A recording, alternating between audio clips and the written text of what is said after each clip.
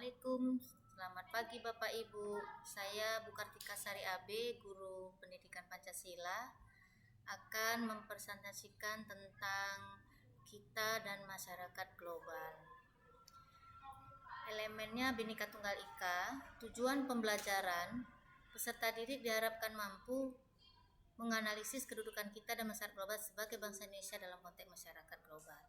Peserta didik juga dapat menganalisis tentang bagaimana globalisasi berpengaruh kehidupan masyarakat di berbagai belahan dunia, sekaligus bagaimana tiap masyarakat itu turut membentuk entitas masyarakat global. Era globalisasi telah membawa manusia pada tahap peradaban yang cukup maju. Masa ini ditandai oleh berbagai penemuan baru dan kemajuan di berbagai bidang. Bagi umat manusia, perkembangan pusat ini menguntungkan, betapa tidak mereka cukup terbantu karena dipermudah dalam berbagai hal. Batas geografis bukan lagi menjadi penghalang karena akses informasi bisa didapatkan sedemikian mudah. Berbagai perubahan yang menyertai era globalisasi ini pada gilirannya juga memberikan pengaruh pada cara pandangan manusia terhadap kehidupan alam semesta. Nilai, norma, dan pola hidup berubah teramat cepat dan menjadi tatanan baru. Tatanan itulah yang pada akhirnya menjauhkan manusia dari kepastian nilai yang berpuluh-puluh tahunnya lamanya dia pegang.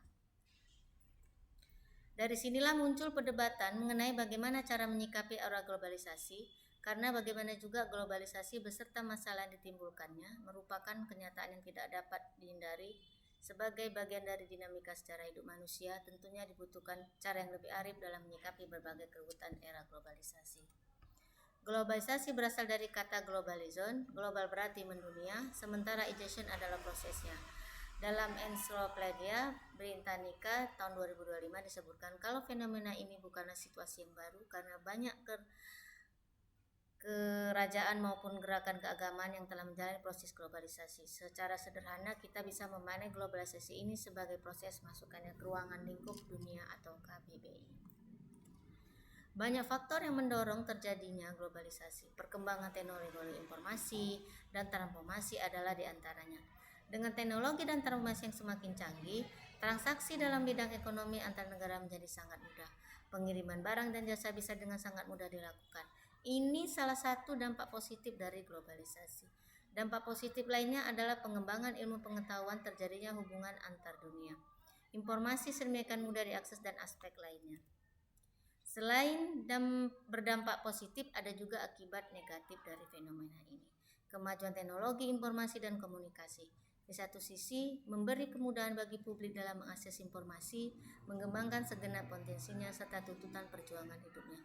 Tapi di sisi lain, ia telah menjadi instrumen dari negara industri maju dan kekuatan elit minoritas pemilik modal guna melakukan hegemoni dan dominasi saat kehidupan sosial ekonomi, budaya masyarakat. Sesuai dengan konten 2015. Kekuatan ekonomi yang raksasa bergerak melampaui batas-batas teritorial suatu negara guna melakukan ekspansi ekonomi di berbagai pelosok dunia. Kenyataan inilah memberikan dampak akan semakin melemahnya posisi kekuatan ekonomi lokal. Dalam ranah budaya, hegemoni ini tampak dalam terciptanya pola hidup konsumeristik dan pop kultur yang memposisikan manusia sebagai objek distribusi produksi belakang. Kita menerapkan bahwa kebudayaan luhur mulai mendapatkan tantangan dari budaya baru, konsumerisme, hedonisme, serta pudarnya tata krama mulai terasa. Kehidupan pertanian perlahan-lahan mulai ditinggalkan karena pada saat yang sama masyarakat kita bergerak menjadi masyarakat industri. Selain berdampak positif, ada juga akibat negatif dari fenomena ini, kemajuan teknologi informasi dan komunikasi. Di satu sisi, memberi kemudahan bagi publik dalam mengakses informasi, mengembangkan segenap potensinya. Di sisi lain, perjuangan hidupnya, tapi di sisi lain ia telah menjadi instrumen negara industri maju dan kekuatan elit minoritas pemilik modal guna melakukan hegemoni dan dominasinya atas kehidupan sosial, ekonomi, budaya masyarakat. Sesuai dengan konten tahun 2015. Ada 3 respon yang bisa diberikan oleh sebuah kelompok terhadap fenomena globalisasi ini. Pertama, kelompok rejeksionis yang menolak mentah-mentah segala bentuk produk pemikiran era globalisasi. Kelompok ini percaya bahwa yang berbau asing harus ditolak karena tidak sesuai dengan jati diri serat keberadaan bangsanya. Sikap ini sembari dibarengi dengan sikap superior atau mengakui bahwa hanya kebudayaannya saja yang paling adiluhung sementara yang lain lebih rendah. Kedua, yaitu kelompok menerima segala bentuk produk globalisasi dengan tidak pernah melakukan filter terhadapnya.